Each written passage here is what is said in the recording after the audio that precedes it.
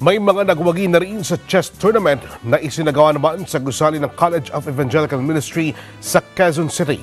Kunin natin ang resulta ng laro kay Fiona Bores. Fiona.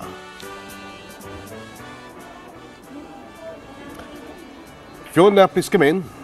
Matagumpay na isinagawa ang chess tournament na ginanap sa College of Evangelical Ministry. Nilahukan ito ng mga kaanib sa Iglesia ni Cristo na nagmula pa sa iba't ibang panig ng bansa. Sila ay nagsanay at naganda para sa nasabing Unity Games. Maaga pa lamang ay nasa venue na ang mga manlalaro. Ang bawat isa ay punong-puno ng determinasyon na manalo at maiuwi ang gintong medalya. Lalo na ang karangalan para sa rehiyon o bansang kanilang inirerepresenta.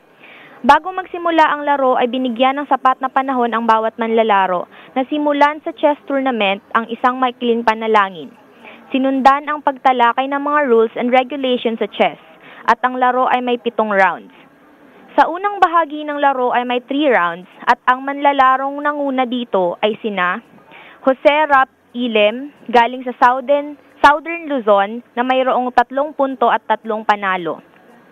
Pangalawa ay si Mejia Cherryan galing din sa Southern Luzon na mayroon ding 3 puntos at 3 panalo. Pangatlo ay si Kapinpin Nikki mula sa Southern Luzon na mayroon ding 3 puntos at 3 panalo. Samantala, sa men's division naman ay pinangungunahan ni Marohom De Leon Jr. ng Southeast Asia 2, 3 puntos at 3 panalo. Pumapangalawa si Reyes Narkingel galing sa Southern Luzon na mayroon ding 3 puntos at 3 panalo. Pangatlo ay si Mejia Giovanni mula sa Southern Luzon na may 3 puntos at 3 panalo.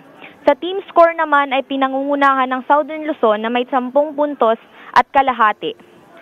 Itinanghal na kampyonato sa women's division si Cherryan Mejia mula sa Southern Luzon.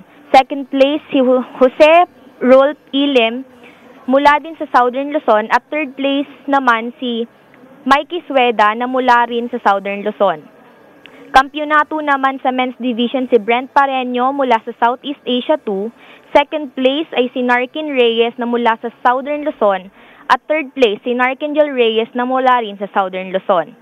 Para sa INC International Unity Games, ako po si Fiona Bores.